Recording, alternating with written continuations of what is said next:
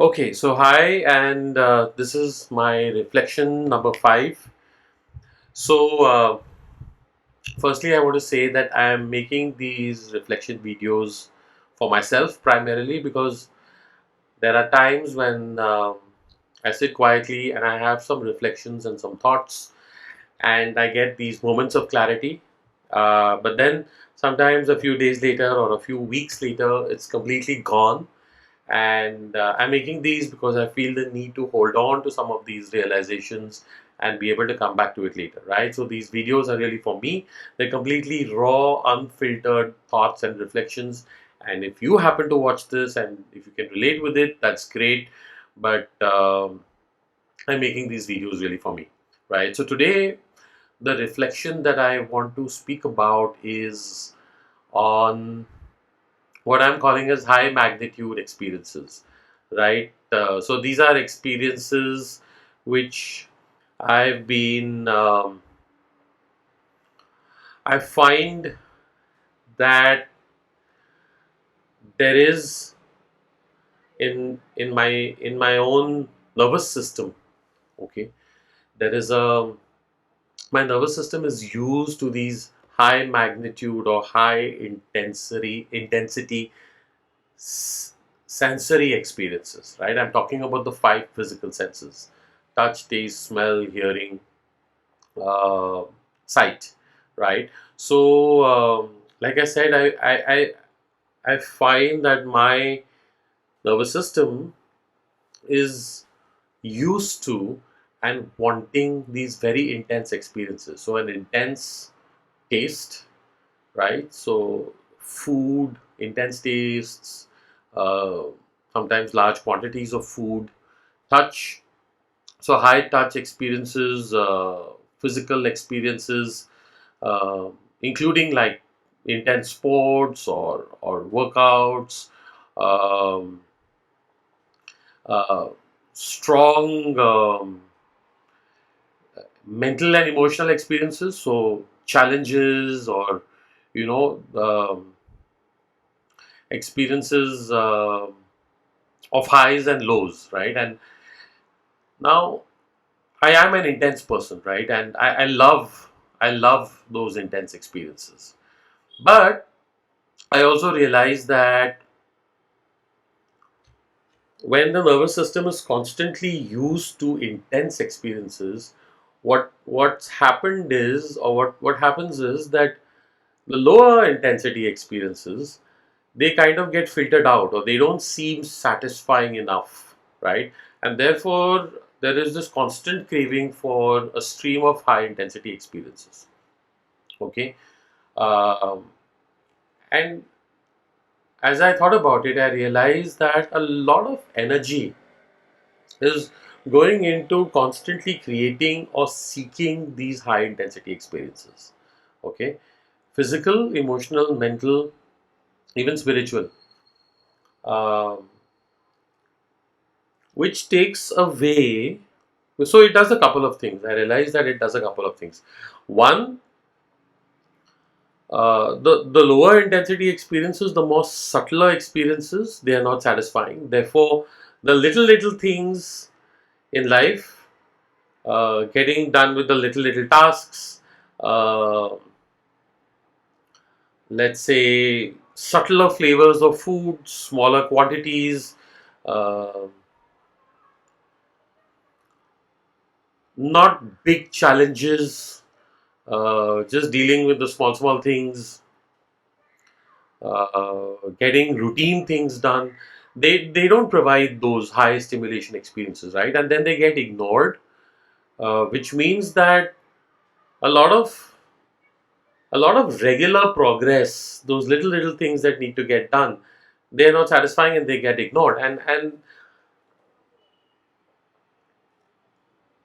many big results in life come from these small things. Deep relationships are formed with these small experiences, not just high intensity experiences, right? So that's one. I mean, it it denies one of those regular stream of subtle experiences. Two, um, what I see is that There's a high, and then when there is a high, the experience, when it completes or finishes, then there is a drop, right? Like they say, the higher you go, the harder you fall. Not that I'm saying you shouldn't go higher, but when there's a deeper drop, it's tougher to come, it takes more energy to come back up, right? So there's a constant up and a constant down. And then when you're down, uh, so actually there's this craving to be a down, because there's this feeling that when I'm at rock bottom, then I can put all, then it's like there's nothing to lose. And I feel that once I'm at rock bottom, I can really hit back up hard. I can bounce back really high, right? But then when you're at neutral or a little bit above, that feeling of rock bottom energy is no longer there, right? So therefore another peak comes and then you're again down. Rather than being able to come up and then recreate energy and then go to another high and then another high, right? In any project or in any learning or any aspect of life, then there's this constant up and down, because you want to be down to feel that energy to go up again, right? So that's the other thing that it does. It keeps looping you up and down, and instead of taking you through a series of peaks that are higher and higher, and therefore getting better and better at something. So that's number two. Number three is that those subtle experiences in a different dimension, in a different way, in a subtler form, they are even more powerful than the high intensity experiences, because the high intensity experiences, they are very physical sensations, right? Very sensory. But those subtle experiences, they, I believe, they're like a portal into a higher dimension, right?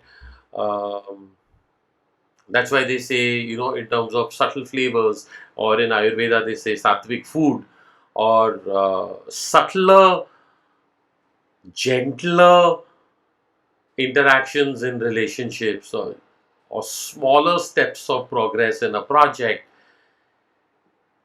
they are actually much more powerful in a different level. And because the nervous system is craving those high intensity experiences, then those subtle experiences are not valued in the same way, and therefore they get missed out, and therefore the progress that those can bring, it gets kind of denied.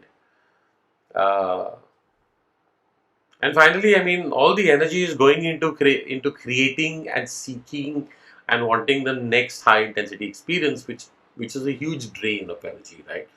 So this is something that I realized, and like I said, I don't want to remove those high intensity experiences. I'm an intense person, and I love that.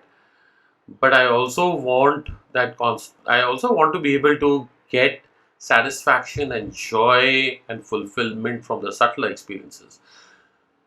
So what I experimented is, just giving space to the need, to the vacuum that is there, the craving for the next high intensity experience. Instead of acting on it immediately, just giving it space and just watching it physically in my body and allowing it to be there, I found that it kind of it takes away the craving. It kind of transforms and opens up. It kind of resets. It's like when you watch a very bright light, then after that, the dimmer light you can't see, suddenly you go blinded. Or if you hear a very loud sound, then after that, for some time, you can't hear the softer sounds, right? So just by giving it space and being with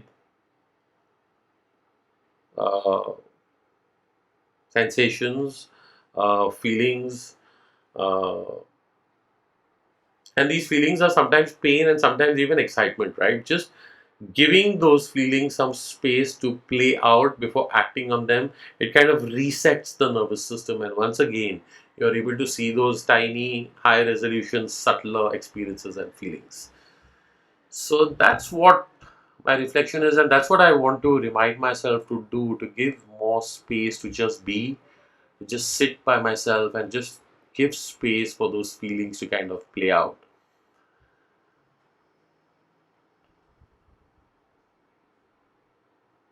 Yeah, so that's this reflection number five, and I think I feel it's very profound for someone like me who's high intensity.